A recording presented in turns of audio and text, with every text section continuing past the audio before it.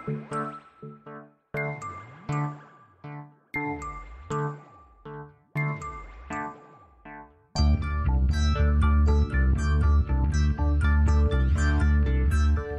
is Continuum Drag, a weekly podcast revisiting television sci-fi, fantasy, and everything in between.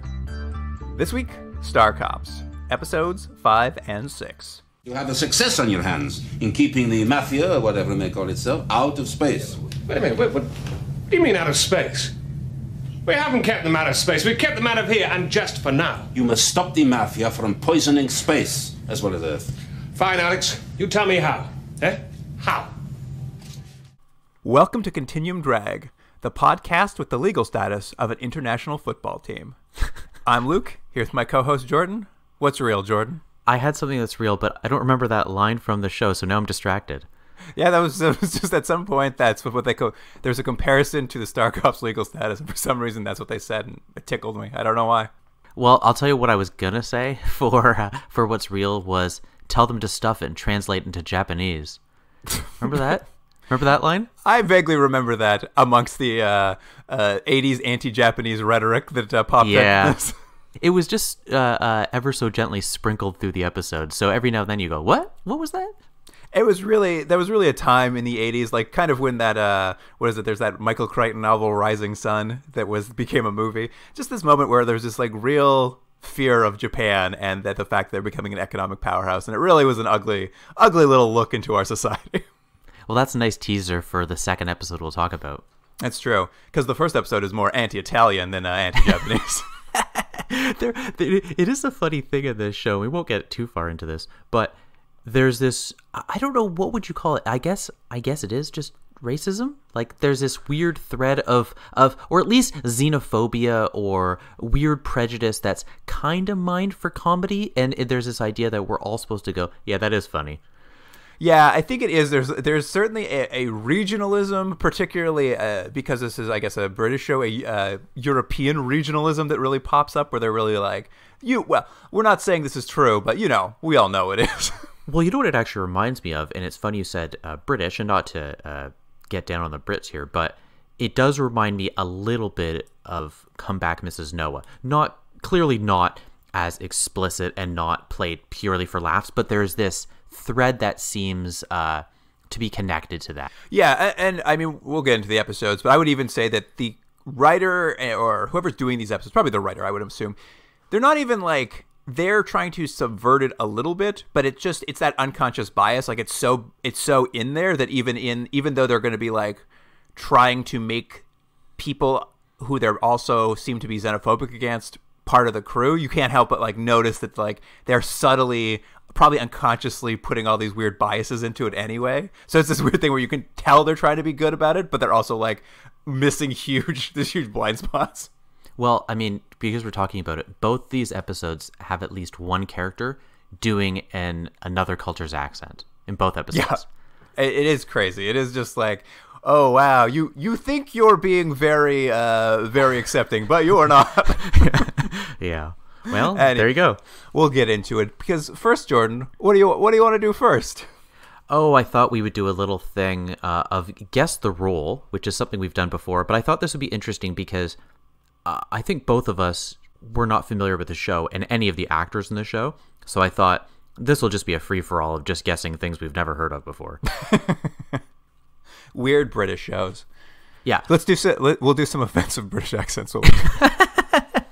I only do that Italian accent.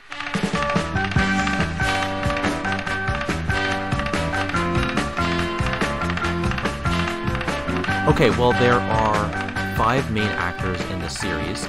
So your main actors are David Calder, who plays Nathan Spring, Eric Ray Evans, who played David Thoreau, Trevor Cooper, who plays Colin Davis, Linda Newton, who plays Pal Kenzie, and Jonathan Adams, who plays Alexandra Kravchenko. And just so you know, Seiyu Inaba, who plays Anna Shun in this the second episode, will become a main character going forward on this show. But I didn't add her in this because we just met her at this last episode. Fair enough. Okay, so 5 people, 5 various roles. Luke, you know the gig. You try to pick who might have done each role. All right, great. I'm going to do it by character name because I'm never going to remember those actors' names. So This one was just for you, by the way. I picked this specifically for you. This person played multiple orcs in the video game Warhammer 40,000: Dawn of War 3. They did multiple orc voices. One of the four? Is it 4 leads? One of the 5 leads. Who's the other 5th lead? Krachenko? Yeah. All right. I'm going to go with Krachenko. Okay. Next, this person played Chatswood LAC Commander, or I don't know how they pronounce it. Maybe it's LAC Commander, but I think it's Chatwood LAC Commander in the series Underbelly in 2012. Divas. Okay. This person played Roger Wilson in the 2008 The Mummy, Tomb of the Dragon Emperor, which I looked up. It was the 3rd Mummy movie. I didn't even remember they made 3 of those. I'll go with Nathan Spring. Okay. This person played Party Guest in the 1982 movie Supergirl. A big fan. I'm going to say that's Thoreau. Okay. And finally, this person played Dr. Everett V. Scott in 1975's Rocky Horror Picture Show. All right, well, I'm obviously wrong now because that's probably not Kenzie, but I guess I'll just go with Kenzie. Okay. You actually, Luke, there's a little drum roll. You didn't do too badly. You scored 2 out of 5. Well, that's not too bad. Not bad. So, Trevor Cooper, who played Colin Davis, he was the multiple orc voices. Linda Newton, who played Pal Kenzie, she was Chatswood LAC Commander in Underbelly. Okay. So those were wrong, but you did get David Calder, who plays Nathan Spring. He was Roger Wilson in The Mummy, the 3rd Mummy movie. And Eric Ray Evans, who plays David Thoreau, he was the party guest in Supergirl. You got that right as well. I mean, I assumed since he was American, he must have been in the American movie. Yeah, as a good guess. That's how you narrowed it down. You're like a regular Nathan Spring, the way you deduce things. Yeah, I've got about the same level of deduction. And finally, Jonathan Adams, who plays Alexander Kravchenko, he was Dr. Everett Scott in the Rocky Horror Picture Show. Oh. You know what? Weirdly, I think I looked that up earlier and forgot about it. I remember someone was from Rocky Horror Picture Show on the show. Either way, not bad, though. 2 out of 5. Most famous actor probably on the show, right? Yeah. If he was a Rocky Horror Picture Show? Yeah, I don't know. Well, it seems like, what's his face? David Calder did a lot of Shakespeare. So maybe if there's some Shakespeare fans out there. They're like, oh, I loved him in Henry V or whatever. I don't know. He was the best in Henry V. He's the only right. Henry for me. That's what I always say. You can keep those other 4. Yeah. All right. Shall we do this, George? Let's Shall we just get into these episodes? Yeah. Here is the IMDb summary for episode 5. This case to be opened in a million years. While Thoreau is left to investigate the crash of a rocket carrying nuclear waste, Spring, on an enforced vacation, is lured to Rome, where he is framed for drug trafficking. And that IMDb summary was courtesy of Gus F. Gus F. He's done all of them, hasn't he? I think we had a guest star in there somewhere, but who can remember? It's all a whirlwind. We mentioned this before, but this show has great titles for the episodes. Yeah, I would say for the most part, pretty good titles. This one, I wasn't in love with it was what a mouthful, but otherwise good titles. Oh, and let me just say right off the bat, these 2 episodes, we mentioned this in the previous podcast, are directed by Graham Harper. And these are going to be his 3 episodes that he did because the original director is going to come back. And I know it was something I was looking for, but I really did notice the difference in how the show looked over these couple episodes. And I do think it's better for the show. I mean, the writing and everything is it's got its issues, but I think the show looks better. I will say, I watched this episode in my back seating area on my cell phone in the bright day sun. So when Nathan went to caves, I could not see anything. I mean, to be fair, when they shot this show, they never expected you would be watching on your cell phone. It's true. I was like, well, I'm just going to assume I know what's happening in this dark cave. Yeah, it was dark. It's true. Anyways, what a teaser. The episode begins with an accident during the launch of a rocket at the moon base. The rocket belongs to an Italian nuclear waste disposal company called Santania Italia, which I guess they transport nuclear waste from Earth to the moon and then put that waste on a rocket and just blast it off into space. That's their job. I guess that makes sense, right? What's the chance it's going to come in contact with anything? Or if it does, you'll be so far away, right? It's space's problem. Yeah, exactly. It's space's problem. This time, however, something goes wrong with the launch that's happening, and the rocket kind of fails to launch and kind of just falls over on the moon's surface, and the entire base goes into red alert because there's worry that there's going to be a radiation leak and everybody has to run off and throw radiation suits on. Mm-hmm. It is the one downside to shooting your nuclear waste off into space. I was going to say, like, maybe set up that rocket launch a little further away from your moon base. The moon's pretty big. Well, do you even need to shoot it off? Couldn't you just have someone just push it and just let it float away gently? Yeah, what's the gravity like? Yeah. You need a really strong guy to push it. At any rate, this sort of leads to like this really kind of painfully obvious C-plot to this episode where Thoreau just keeps disappearing whenever they have to look into nuclear waste-related mysteries around the failed launch. And they really play it out where they're like, where'd Thoreau go? We got to go look at this company who launches nuclear waste. He seems to have disappeared. And it's so painful because you know he's just afraid of he's afraid of the radiation of nuclear waste. You just know that immediately. Yeah. And they really drag it on. And eventually it'll be like, oh, I'm afraid because my dad died of radiation poisoning. But like, man, they drag this thread out. Well, it's weird because you mentioned that. They sort of, I think the intention is to build towards it for this character reveal, but it doesn't really work. It just lands flat at the end. You know what it actually reminded me of?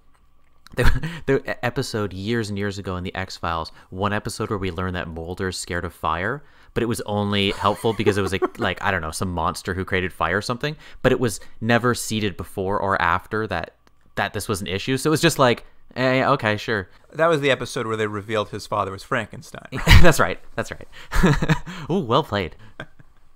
Also, I think an episode of X-Files, Modern Prometheus. Right. Where they just find a Frankenstein. Yeah, sure. Oh, X-Files. But yeah, I mean, it's so funny. Like, when they actually reveals like the reason he's afraid and his father died a horrible death of radiation poisoning, it's actually kind of a nice dramatic moment. But the lead up to it is just like, they seem to be like, oh, is maybe Thoreau compromised somehow, or like, but he's such a Boy Scout, you never buy it for 2 seconds. Well, that's everything we've learned about him so far is that he's straight as an arrow, right? Like maybe to a fault. So it just is like, what are we supposed to? You have to suspend your disbeliefs for this non-reveal. Yeah, I know. It's unfortunate. At any rate, while this sort of investigation into rocket fall down is going on, Nathan gets a call from Star Cop Human Resources. That's right. Yeah, so this woman calls in, and I think it's supposed to be this classic, like, bureaucrat. She doesn't really want to hear anything other than, like, letter of the law. And the phone call essentially comes down to her saying that he's owed some vacation time, which he hasn't taken, and he has to take it immediately. So he is being forced to leave the ship. And you're supposed to get that, like, he's a guy who doesn't like going on vacation. But she's forcing him to not only go on vacation, but he has to physically leave the station and go back to Earth. Exactly. And he gets on a shuttle to head back to Earth. And what I loved about this is he proceeds to have an open dialogue with his AI assistant on the plane. And it's great because, like, there's literally a guy sitting, like, a few seats away who keeps looking back, like, who is this guy talking out loud to his phone the entire time on this plane? And I was like, this is very accurate. I'm very annoyed by this as well. Well, it's funny. I thought it was going to be a thing where this character in the background, because he's so prominent that he's staring, I thought it was going to be a thing, like a reveal later, that he gained some information. But it's not. It's just an irritated person in the background who can't believe this guy is openly having this conversation with essentially himself, because the box sounds just like him. But made me laugh really hard. There was one thing actually I liked more about this, and I don't know if you noticed it, but it's something we've spoken about in previous podcasts about this, is the extra effort the actors have to do to pretend that there's weightlessness, and all of the characters in the shuttle going back to Earth have their hands just slightly hovering up, so it looks like they're all strapped down. They're weightless? But they're weightless. Their arms are still moving, and I don't know. I like that. Speaking of weightlessness in the show, did you happen to notice in these 2 episodes, they also the hair, they're doing it to Nathan's hair too. They like frizz out his hair when he's weightless. I love it. I love that the hair department is like faking weightless hair. Yeah. But there's an important conversation on this shuttle down. Nathan bumps into, I assume it's supposed to be like Is it supposed to be like a femme fatale? Is that what we're supposed to think? Or is it supposed to just be like an innocent lady? I couldn't quite tell what they were going for. No, I think in the end it ends up being a sort of a femme fatale. Yeah, this Italian woman joins him in his seats. I guess he's got an empty seat next to him because as she explains, she was sitting next to a real creep who kept sexually harassing her. Yeah, and they just like, all right, moving on from that. Well, it's funny. Nathan's just like, well, maybe it was a compliment. I'm like, Nathan, Nathan. But they both have something in common, which is they've both been forced off of the moon for the same reason, was there's accrued vacation. Yeah, and Nathan's been thinking of going to somewhere in Southern Europe on his vacation, and the lady's like, oh, you should go to Italy. It's great. I'm from Italy. It's a wonderful place. And they're like, oh, why don't you go there? I got to go see my family for a couple days, but I'll meet you at the catacombs, and we'll go on a date or something. And Nathan's like, hey, this sounds like a great vacation to me. Yeah. Summer romance. And I'm going to mention something weird that I found out about this episode. So in the original draft of this, he goes to Venice, and the plan was that everything was going to take place in water. And like sort of like underground thing, but budgetarily they couldn't do it, so they switched it to, I believe they're in Rome, I think. Right. But the funny thing is, there's still some dialogue in this scene where they keep mentioning Venice, and I think it's just a leftover from. Right, that explains it, because I have a note here about how I'm like, they keep talking about how Venice is now underwater. Yeah, because that was what the episode was going to be, and then someone was like, we can't afford that. They're like, oh, well, Rome. Like, should we change the script? Nope. It's going to be an all-submarine episode. Yeah. Anyways, he's going to go to Rome and the catacombs in Rome. Though everyone knows, if you're going to go to Rome, you got to go to the catacombs. You gotta. I'd never even heard of these Roman catacombs, but there you go. Sure. Anyway, Nathan goes to Rome, and after about a day in Rome, apparently it's the rainy season, and he's just trapped inside his hotels. I kind of like this, as he's like there, and he's just like, no, this isn't going to work. I am leaving Rome. This date is canceled. And he just doesn't have contact for this lady to like cancel the date. So he like is like, hey, I'll just call up the Starcop office and I'll have them look up my date, and I'll just call her and tell her I'm not coming tomorrow. I really did think at this point this episode was going to be similar to that episode in Star Trek The Next Generation when Picard went to Risa and then ended up on like an Indiana Jones adventure with, I can't remember her name, Vess or whatever that woman's name is. You remember that episode where he like... Yeah. Anyways, that's what I thought this was going to be. Like he was going to go on an adventure and stuff, but it's not. No, it's not. It's not really an adventure. Like he calls up to say, "Hey, Kenzie, can you look up this woman I was on the plane with? I don't know. I know her name, but I didn't get her number, so I can't call her to cancel her date tomorrow." You think he would have just said to Box, remember this number? You know? I don't think she gave her number. I think that's the problem. Is he forgot to ask for her number. But the big reveal is Kenzie looks into her and the company she supposedly works with, and there's no record she ever existed. Yeah. Spooky. Yeah. So right away there seems to be something maybe sketchy about her, or she's a bit of a plant or something. Certainly piques Nathan's interest. So he decides to stick around, and he heads to the catacombs a day or two later to like go on their date. And of course she doesn't show up at all. And while he's on the tour of this catacombs, a man with a syringe full of cardio stimulants attempts to murder him. Yeah, and what I like about this show is something it does maybe worse than any show we've ever seen is action scenes. I don't think they've ever had anyone who's choreographed any of the fights, because we've had stuff from like a guy karate chopping someone in a spacesuit to wrestling with a roller skate guy, and they always just look bad. And this again is just shot in such a weird, choppy way that any sort of excitement about this attack is muted by the way it's filmed. But basically a guy tries to stab him with a syringe. Nathan, in a defensive move, ends up stabbing the guy with the syringe. Yeah. Thank you for describing that to me. That was the part where it was all pitch black to me. So I'm like, Jordan will tell me what happened. Oh, but I should mention one quick thing that's not really relevant to the episode, but when he's talking to Box earlier, and he's like, "Oh, it's been a while since I've taken a vacation. Isn't that true, Box?" And Box is like, "Yeah, remember you were supposed to go with your girlfriend, but she was killed, remember?" And he's like, "Yeah, thanks. Thanks for reminding me." I do like that. He's just like, "Box, can you please delete that?" He's just like, "No." He's like, no, she died. I have to keep reminding you constantly that your love of your life is dead. But yes, Nathan has killed his assailant in these Italian catacombs, and the Italian police, of course, show up, and they just are not very helpful. I would say they're less than helpful. They're aggressively unhelpful. They seem to be, at best, be on the take, or to be working for some nefarious means. Yes, but what he is able to at least find out is that his attacker was a former moon base employee of Santana Italia, the nuclear waste company, who was recently arrested by the Star Cops and basically kicked off the moon for smuggling a hallucinogen, HC-26. That's the worst when that happens, isn't it? So there's this now mystery of like, how does this relate back to Nathan if it's a Star Cop? So weirdly, Nathan now is just like, well, I've had enough of Italy. I'm done being here. And he heads back and he's just like, hey, Box, book me another vacation. I got a quick question, though, for you, Luke. What was the original plan of the evil Italians who were led to believe it was going to do this assassination? Because we're led to believe that, I can't remember her name, Lena, I think the lady he met on the ship on the way down, was she supposed to kill him in the catacombs? No, I think she was just a plan. We can get into it at the end because it's a very complicated double plan going on. I didn't understand. I was like, so they had, like, that's what I thought. I'm like, did they have a double assassination just in case? But no, she was a lure, I think. She was just a lure for this man to kill him in the caves. And then he went anyways. I see. Okay. Yeah. They were going their date, and then this guy would be there to kill him, basically, and she would never show up. But yeah, no, he's like, all right, let's get out of Italy. I can't go on vacation here, clearly.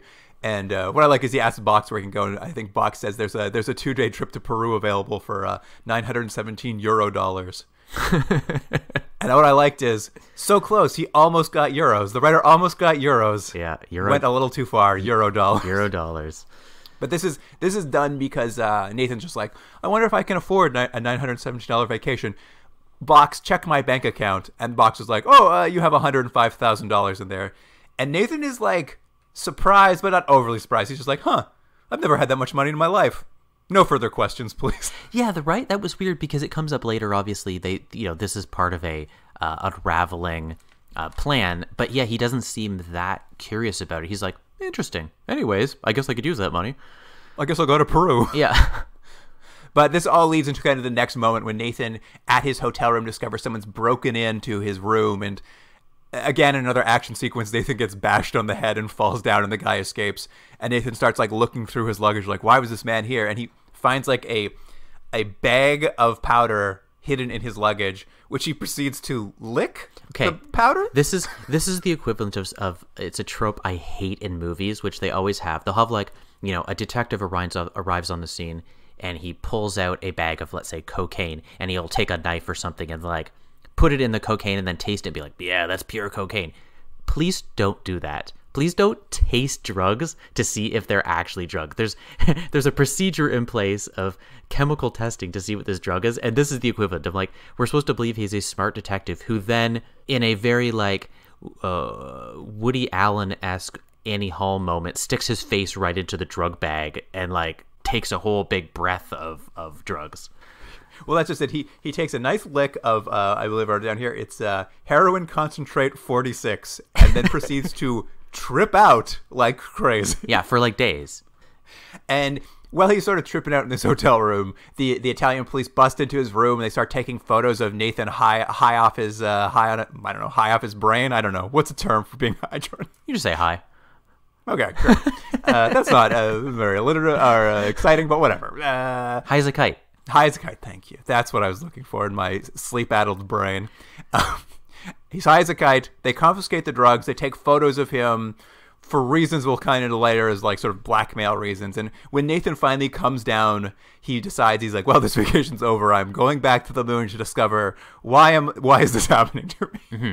But we're going to see later on, this is a part of a blackmail and stuff. But it seems like they don't really use the blackmail material very well. Like, they have him with drugs. They have him, you'd assume you could actually arrest him at this point with the evidence they have, but they just keep letting him investigate stuff.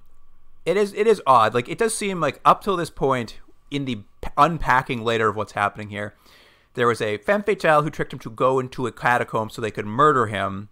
And I guess that he would be then dead, and they would, like, because he has all this money, they'd be like, oh, he was a drug smuggler who died in drug smuggling. Then he doesn't die, so they shift the plan to be like, all right, well, then now let's just get a bunch of evidence that he's drug smuggling so we can later get him fired from his job. Like, the plan is ever evolving for these people. They're very similar to, remember the villain in that cartoon sci-fi show we watched?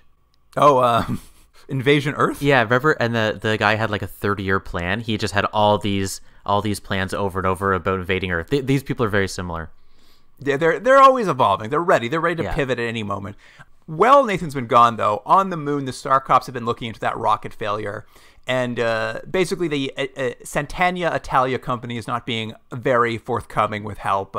They're like pretending to be helpful, but they're not being very helpful. And they're hearing rumors about, hey, maybe this company's also involved in a drug smuggling side business. So there's a lot of questions around that. And the head of the company's feeling a lot of pressure. He doesn't want the Star Cops looking into it. So he, at some point, decides to conspire with his cousin, a woman who works for a space mining outfit. And he's essentially asking her, he's like, hey, can I borrow some like explosive wrap so I can like put it around the place where the accident happened, and essentially make it look like there's a sabotage that caused this like space failure, and really throw the Star Cops off their investigation. And of course, he goes to the moon base's recreational facilities to have this like conversation out loud with this his cousin. And Kenzie happens to be walking by and spots it, and she's like, that seems strange. Maybe I'll use my fact that I'm Australian to have a conversation with this Australian lady and get to the bottom of it. She just does. Is this where she just like pulls up a chair without like asking him? She's just like, "Hey, having lunch, huh?" Well, she's just like, "I hear you're Australian. I'm also Australian. Would you like to talk to me?" But all of this is that they start looking into the backgrounds of like this man who runs the moon operation for nuclear waste, and this woman who works at this space mining company. And what they come to find is all of these people have like relatives who all seem to be related to the mafia. So we're dealing with the Space Mafia in this episode. Yeah, which is, again, it's like, of course it's the mafia because it's Italians. All Italians are mafia. Well, that's the premise of this episode. Is like, aren't all Italians mobbed up? Yeah. Which is a rude statement to make. And I'll say this: this is not a. I mean, this is maybe a little too convoluted for its own good. This plot, but I think the idea of an evolution of organized crime in space is a interesting idea to mine. Absolutely, that they don't really give it enough time. It's actually something that could have been serialized over the series in an interesting way. This episode, they just decide they're going to get it all out of the way. They're like, hey, Italians, right? They know the mafia. What if they went to space? Yeah.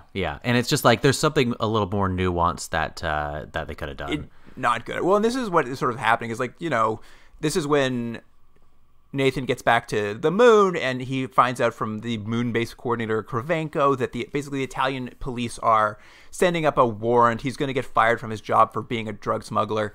And we get the idea that perhaps this has happened because of all, like, this is the problem where they didn't see this properly, is like, we're supposed to interpret this as because Nathan is cracking down on corruption in space, the mafia has decided they need to get him out of the way. So they've planned this elaborate thing to like frame him. They're going to kill him, and when that fails, they're going to frame him for drug smuggling, and so that he may lose his job as a result of this. But there's this side plot going on with the rocket that falls over that's going to expose their operation in space. So this is where their plot pivots even further. Is now they've decided to. The Italian company says, "Oh yeah, that guy who tried to kill Nathan on Earth. We've determined that he sabotaged the rocket. So Nathan's drug smuggling compadre on Earth is responsible for sabotage." Like they start just like tying this. It seems like they had one conspiracy. Let's frame Nathan. And then this accident happens on the moon. They're like, well, let's just tie them all together in the sloppiest way possible. And also now this man who got fired for drug smuggling is also Nathan's compadre, but also separately he decided to sabotage a rocket. And when they ask why, they're like, oh, just revenge. I believe the quote is, revenge. It's just an Italian tradition. But I think more importantly, as a viewer watching this, there's nothing succinct about this at all. And I found it not only hard to follow, but I wasn't that invested enough to concentrate. It was just like, what happening? More of this stuff? I think it's a lot to throw it at an audience, and to have them try to keep track of all these threads that at best are clumsily put together. Well, the thing is, there's a crime happening, but the crime is not static. You're not unraveling a crime that has happened. You are having to unravel a crime that is in the process of being complicatedly put together. So it's perpetually shifting what they even want you to think is happening. Yeah, and this show has a real problem with, I'm going to say momentum. I don't know if that's the actual word, but the plot never seems to have any propulsion at all. It's just like characters walking into rooms, information is given. It might be complicated, it might not. And it's not that it doesn't connect, but it's just there's no sense of immediacy ever. It's like everyone's so British. They're just walking around chatting about stuff. Too British. Yeah, too British. Anyway, Kenzie has decided, as we said, to get buddy-buddy with that Australian-Italian mining person, and she ends up going out to like check out her facilities under the auspice of like accepting a job offer. And while she's digging around there, she like finds a bunch of material, and she's like, "Oh, I've uncovered the conspiracy, and it's about the nuclear waste thing is working with this mining company to ship uranium back to Earth to sell illegally to enemy states." Like that's, I guess, the entire like conspiracy that the mafia is up to in space. Also, drugs are somehow involved. None of it's very clear. Yeah, oh, and also the other Australian lady, she can't see a double cross from like an inch from her face. It's like Kenzie's not convincing at all, and she's like, "Seems on the up and up. I think I should give her all my plans." When she does finally figure Kenzie out, she pulls out a blowtorch to threaten her. She's like, "Well, I'm going to kill you via blowtorch." I did like that, because here's the thing. We've seen this before. I think it was in the first episode where someone pulled a gun on Thoreau and in space, and I would have been like, "Yeah, shoot me in space." How are you going to explain that? Like, one thing pushing someone out an airlock or something, but like this too, it's like, how are you going to explain these blowtorch marks all over me when they find my body? Yeah, sure, do it. But to her rescue comes Divis, who just shows up out of the blue, and like they arrest her, and the conspiracy is blown wide open, basically. Mm-hmm. And it's so weird. Like, basically, I would say the plot wraps up here, but then we get an additional scene where Nathan decides he's going to break into the Sant'Anna Italia like storage facility to see what they're actually shipping, even though we know it's uranium now. I guess his character doesn't, but like we, the audience. And there's this thing where he breaks in, and then like the head of the company pulls a gun on him. I guess it's there so that like Thoreau can confront his fear of radiation, and he shows up in his radiation suit and saves Nathan. But like it's just like it's like an action scene. It's a little button at the end where like it's a lot of him rolling around like shelving while this guy shoots, which I always think is crazy, just shooting off a gun in an airlocked space station. I'm like, there's got to be some bad effects from that. I mean, yeah, I think it is mostly there just for the conclusion to Thoreau confronting his fear of radiation. But it is, since action sequences are not this show's strength, was a bad idea to button it with that. Yeah, but he's overcome his fear that we kind of found out about at the end. Great. Yeah, and the case is closed. Nathan's name has been cleared, and then HR calls and says, "Hey, you didn't finish that vacation. You gotta go back to Earth." And they're like, "Well, what adventures will we get into next week?" Mm-hmm. And here are those adventures. Here's the IMDb summary for episode 6, In Warm Blood. So what's the diagnosis? There is no diagnosis. It's not in the textbooks. All the blood in her body clotted, just like that. Well, what could have caused it? The human body was designed to function in normal gravity.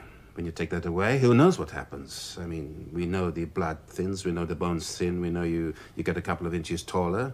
What else happens? No one's been out here long enough to find out. The returning crew of the survey ship Pluto 5 are discovered dead, appearing almost freeze-dried.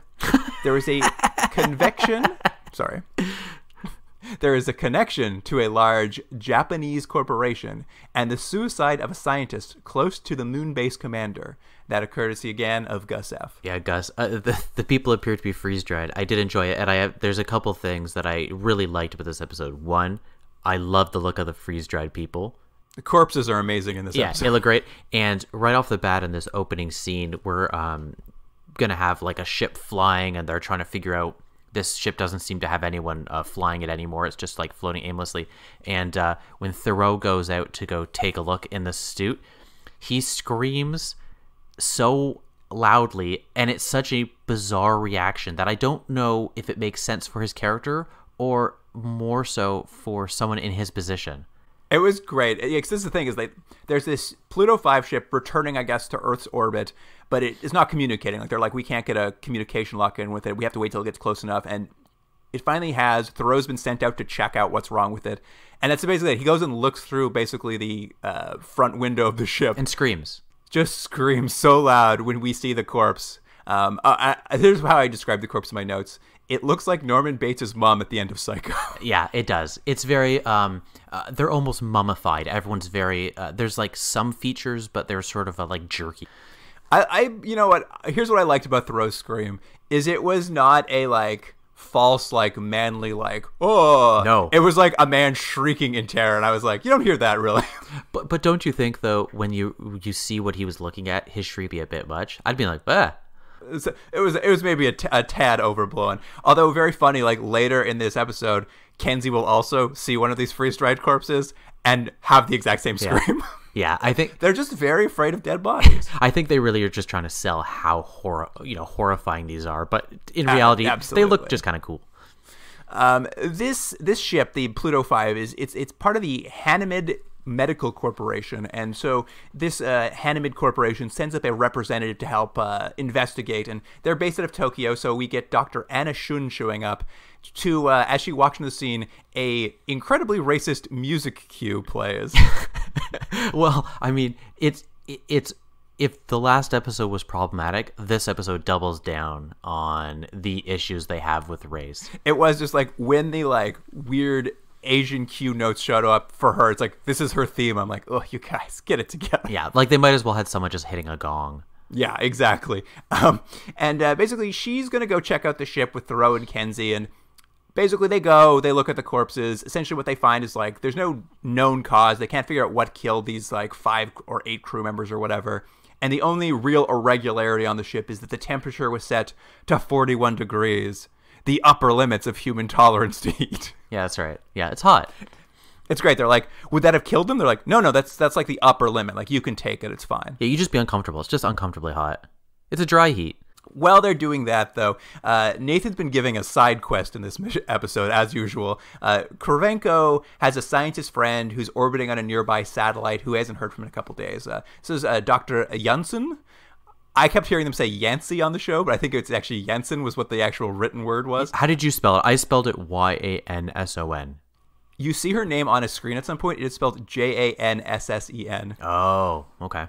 But everyone's accents, I think, makes it sound like it's Yancey, but it's actually Jensen. Anyway, doesn't matter.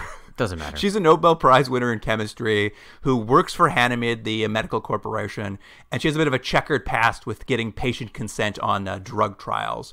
So Nathan goes to check up on her and discovers that she's been dead, but only for 2 hours. Like, she just died before he arrives.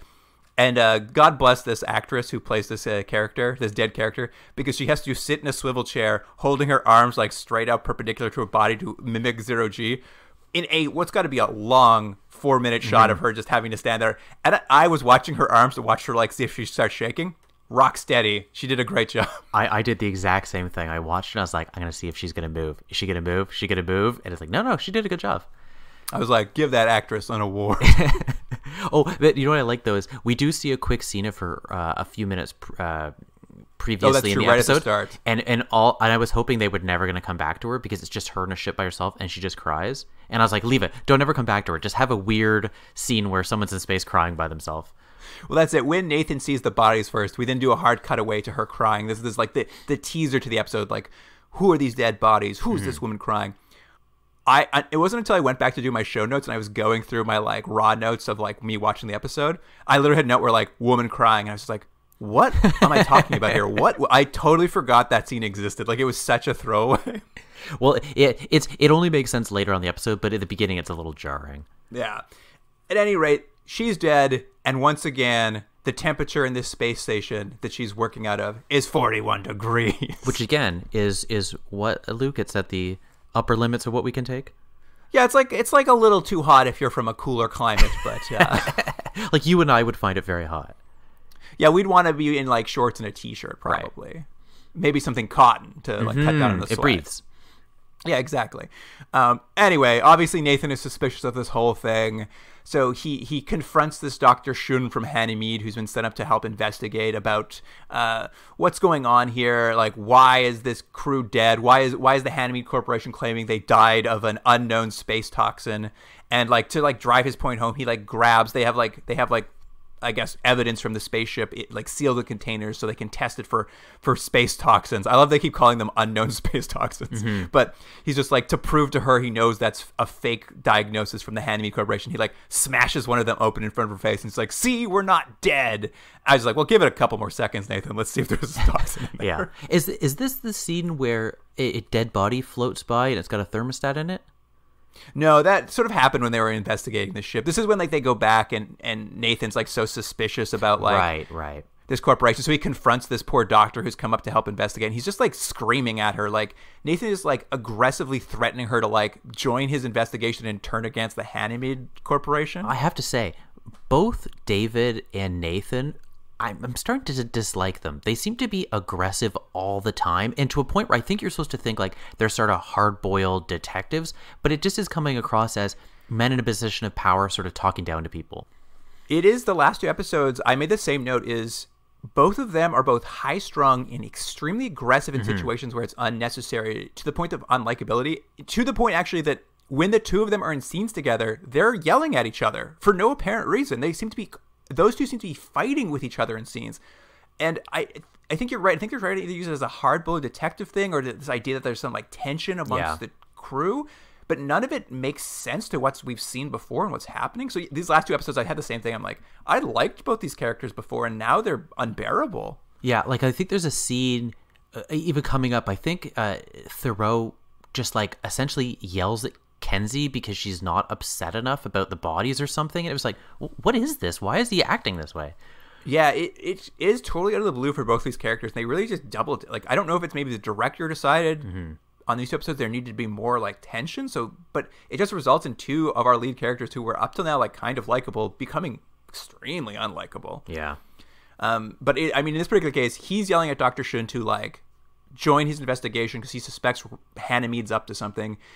And, like, to her credit, Dr. Shun's just like, yeah, like, absolutely the corporation I work for might be using me, but, like, you're literally yelling at me trying to use me right now, so I'm going to nope out of this and return back to Tokyo. Well, she makes a good point. She's like, look, maybe they're doing something, maybe they're not, but for all intents and purposes, I am a outward-facing employee member. I don't have any information for you, so you can yell at me all you want, but I am just, for all intents and purposes, a bureaucrat for the company. Like, what do you want from me? Yeah, you just pretended to kill me with space toxins. That seems a tad overkill. And she's a doctor who's clearly doing tests, but she's sort of like a representative for the company. She's not like a corporate head or anything. No, she's just a general physician. They basically just sent someone up there because that's part of their, I guess, the corporate rules is like if you're going to go on a corporation ship, you have to have a representative, and they just sent her up to be like their face there, and she really knows nothing. But is this though, Luke? Is this though where they go through their belongings and they find this vitamin type drug thing that they're all taking? I think it's called Pheramol. Yeah, that's part of this investigation. They found this Pheramol thing, and the idea behind that is the crew takes it because when you're in space, your red blood cells break down quicker. So you take these like essentially oil capsules to like strengthen up your red blood cells. And that's going to be kind of the running seed of like, what's up with these pills for the rest of this episode? There is a weird scene too, like. With all this aggression shown from Nathan, there's a weird scene, though, where he has a psychotherapy session with Box. That's right. Yeah, right. I'm not going to talk about it, but it's just so... He's just like, Box, am I a jerk? Nathan, I'm a robot. How would I know? It's like, maybe you should talk to a real person who's qualified. And he's like, nah. Anyway, but back to the investigation. You're right. These pills are found with these astronauts. They do an autopsy of Dr. Jensen back on the ship, and they've discovered that all the blood in her body has clotted. And Nathan suspects, though this is a weird way to die, this may have been a suicide, just relating to the behavior of, like, she stopped communicating with anybody 2 days ago. Basically, when the Pluto 5 came onto radar, like, she stopped communicating. Like, she just disappeared. And then as soon as they actually sent out someone to look at the ship, that is about basically the moment she happened to die. So Nathan suspects there's something suspicious here, perhaps some guilt around what happened on the ship. Maybe she knew something, and this was a suicide from a prominent doctor, basically. There's been this side thing happening the whole episode, Jordan, of Devis riding a stationary bike. What a B-plot. His B-plot is he's trying to lose a little bit of weight for his physical, right? Yeah, so he can stay in the Star Cops. And we just keep cutting back to him working out in the Star Cops office and everyone yelling at him to not bother them. Because the weird thing about it is it's played for comedy. And again, in a show that is as humorless as possible, so I always find it a little bit jarring. But he keeps going on what I guess is a fake exercise bike, but I don't know why he's not doing this in his quarters or some sort of public area. He keeps bringing it onto like the bridge, or they're having a conversation and he drags this bike in to start exercising in front of everyone. It is just attempting to be fun. I mean, Divas is the closest to a comic character we have. The show seems to misunderstand that, like, it's the character comedy that works well. Like when Kenzie threatens to quit and Nathan says, go ahead. Like, those moments work for comedy. But it's these moments where they're like, oh, let's have him drag this. He's always riding an exercise bike. Isn't that a funny gag? And it's just like, not specifically. Well, no, the joke is he's a little bit overweight. So it'd be funny if this person who's a little bit overweight is always exercising because we know he's not going to lose weight. It's pretty funny, right? Yeah, and sometimes it's not even a joke. Sometimes they're like, men stink when they exercise, so don't do it in here. Like, I'm just like, I don't know what we're doing. But honestly, the whole reason this is even here is to thread this non-plot where they're like, oh, you need to do this medical. So Nathan's like, I'm suspicious of Hanamid, the medical space company. Why don't you go down to Tokyo, Divas, to do to get this physical done at the Hanamid headquarters? I guess that's what they do. And while you're there, why don't you, quote, tap their computers to look for info on Jansen's research, since she, quote, drained her computer before she died. Yeah. But what I like, though, is it seems like even in this world, this is a half-baked plan, and it couldn't go worse. Like, he gets down there and he's like, I think he gets in and goes immediately to, like, let's say the CEO or the president's office. He goes to the president, he goes to the president's locked office and then, like, stands in front of, like, a face recognition screen and says, hi, I'm the president. And they're like, and it's like a warning, and they come in and they're like, what are you doing in here? And he's like, I shouldn't be here. And immediately they're like, get out, and they call and they're like, we demand an apology. You broke into our place. Like, it was the worst plan ever. Yeah, I believe they put him under corporate arrest or something. Like, he goes to some sort of corporate jail. Yeah. It's the future. It's super weird. Like, because, like, they all this work to see this idea that he needs to work out for a medical so they can send him to Hanami to do this medical to, like, attempt to, I like that hacking is tapping in this world, to tap their computers. But that doesn't work. Like, he just immediately is caught and taken off the show. And what actually happens is, like, Nathan's already sort of figured out that something's going on with, Hanamid and the pills they have. And, like, he goes and runs tests on some of mice because he's got the same pills Janison's working with. And, like, she feeds them some mice, turns the temperature up to 41, and their blood clots. And he's like, as we, the audience, have figured out about 25 minutes ago, they're testing illegal drugs in secret on their own people. And this is what's happening. Yeah. And Dr. Shun, back on Earth, she's the one who ends up breaking into the president's office just on her own accord and calls Nathan. She's like, I looked into it via this cool hologram bulb that is this, like, head in a bulb that talks to her. I did like that. Yeah, it's weird. It's sort of like an egg, but then it also has, like, a smooth sort of stand. And when someone talks on it, they sort of fill in the whole globe ball of it. It looks pretty funny. Yeah, the little person's face appears like, I'm a robot. What can I do for you? But didn't you think it was interesting, though, Luke, that I'm saying this is Shun is going to become a major character in this show. It's funny that all of the characters, one, are introduced throughout the show. Like, they don't start you in episode 1 with all the people you need to know. You're going to get that over the course of the series. But more so, they all have to have, like, this sort of trial by fire to make it into the show. It's like Colin had to show he wasn't such a bad cop with the murder. Then he gets on. Kenzie had to prove she, even though her past, she was a good cop. Thoreau had to prove he wasn't, like, on the take. They all have, like, their weird little thing. And I actually feel like they're doing the beat maybe too much. And that's what happens with her here. She sort of turns on the company and looks into it, and she calls Thoreau and basically tells him, hey, I looked into it, and yes, it looks like we were testing illegal drugs on Pluto 5 without telling them. The president catches her, of course, and, like, sort of, like, threatens her career and, like, advises her to commit suicide, I believe. Yeah. As well, it's because they're Japanese, and it's honor, Luke. It's very stupid.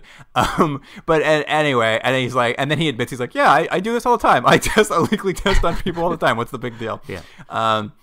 Nathan's got all the information now, so he heads down to Earth to confront this Hanamid president. Goes right to the top, goes right to the president. Into the and sauna. meets him in the company steam room. Yeah. And this is all because, like, it's just so weird. They're all in towels and robes for the rest of the show, but he goes in the steam room. He's like, hi, have this glass of water I brought you. The president drinks, and he's just like, now let me turn up the heat to 41 degrees. And the president's like, wait, are you a policeman? I'm leaving. And Nathan proceeds to slap him around and like physically abuse this person. Yeah. Yes, he's the bad guy, but you're also a police officer. He's a bad man. Also, does his authority in space does extend it work to Tokyo? Yeah, exactly. No. Well, he's a star cop. He's not a universe cop.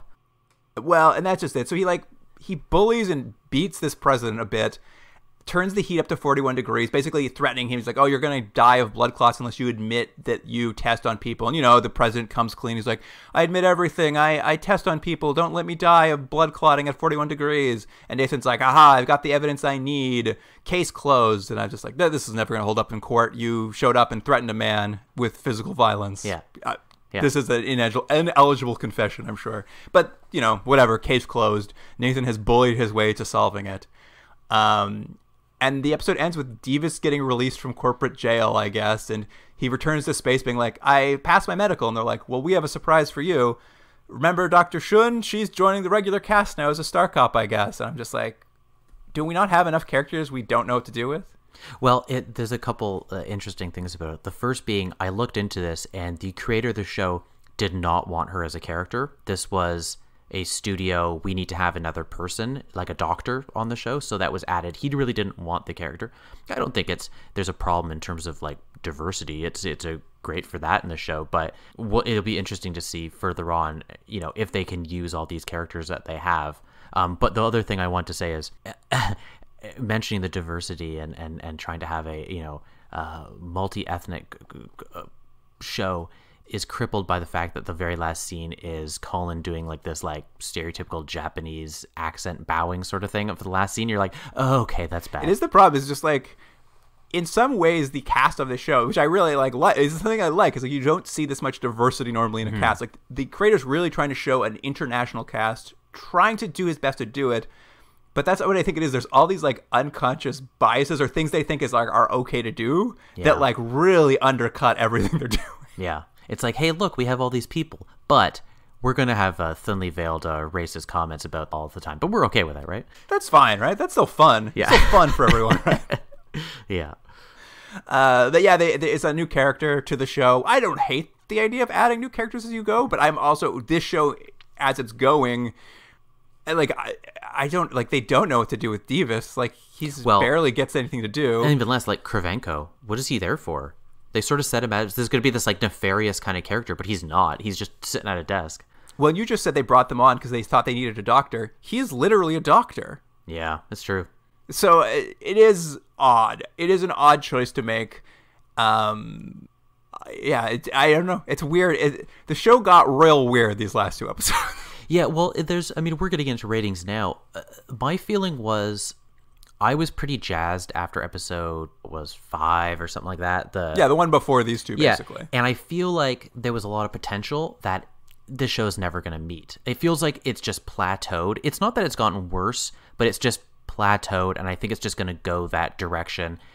Basically, these are about 6.5 episodes, and I don't think the show's ever going to get better than that. I don't think it's going to get worse. It's just mad. Like, you have people talk about it like this great cult classic that could have been, but after sort of watching this many episodes, I'd be very surprised if it really earns that praise. I just think it's meh. I mean, here's what I would say. It's like, I think those first few episodes, they were shaky and weak and they finally got good. And one of the things they were kind of doing well was like a slow build to like some of the mythology, and like there was some like serialization. These two episodes throw the idea of serialization out the window. They're just like, how much can we jam pack into a single episode and then forget about the next episode? In some ways, they sort of are becoming more. These two felt more like what I would expect to see, of just like a standalone general episode. It's like, we don't want to spend time building the idea that there's like a Space Mafia. Let's just do an entire Space Mafia episode. We've got lots of ideas for it though, so it's just going to be the most complicated, messy episode we could throw together. And then they do this, sort of the same thing in the next episode. They're like, part of it too is just like in these two episodes they decided just like, what if we just really focused in on a culture for us to criticize? Yeah. And another weird thing that I've noticed in this show, and I you could correct me, Luke, but I think in every single episode they've had to go back to Earth for some reason. It's like, you guys have set it in space. Why not stay in space? Like, I'm sure there's a budgetary thing about having to keep showing complicated futuristic space stations or something. But it was like, you guys just keep going back to Earth. Like, that doesn't bother me quite as much. I felt like that is part of the world of the show. Is like it's an easy trip back and forth, so people like it's a close connection. But I mean, I think your results may vary as to how much you enjoy that. Or not. Yeah, maybe. All right, Jordan. What do you want to give the episode? This case to be opened in a million years.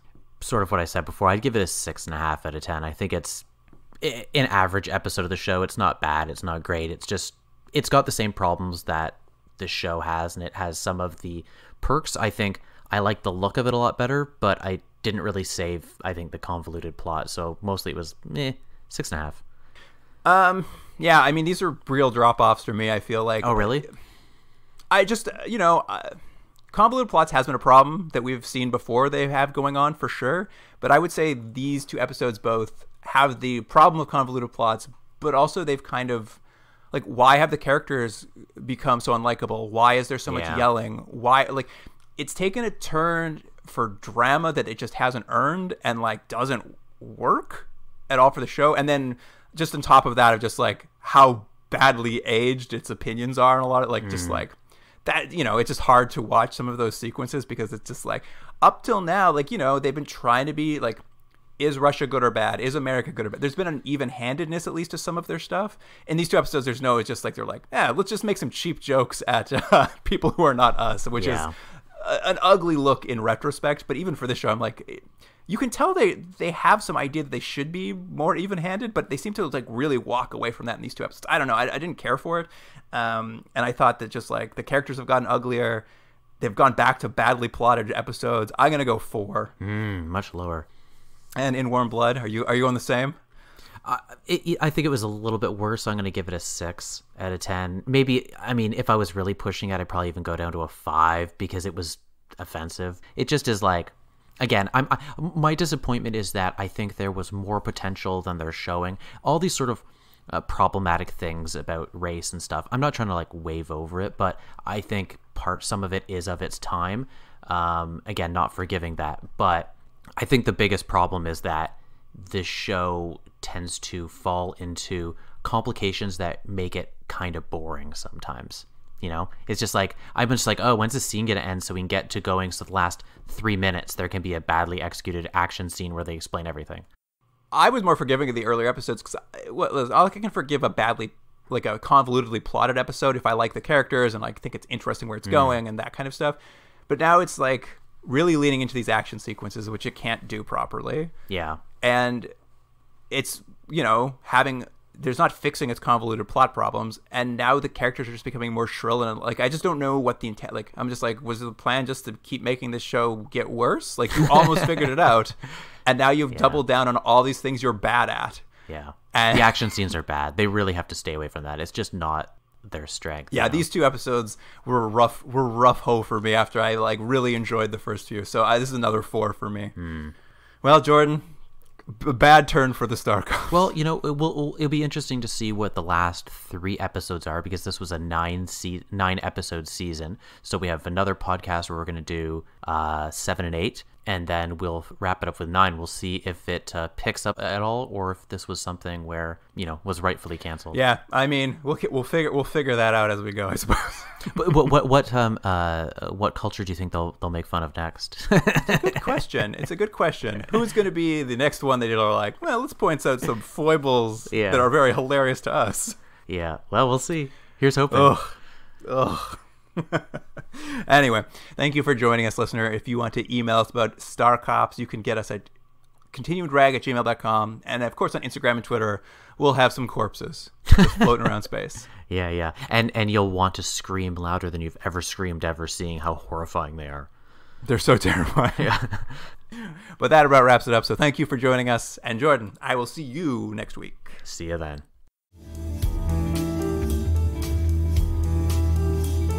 Continuum Drag is recorded in Toronto, Ontario. Theme music by James Rex Seidler. Produced by Jordan Dullock and Luke Black. Special thanks to Aaron Yunes.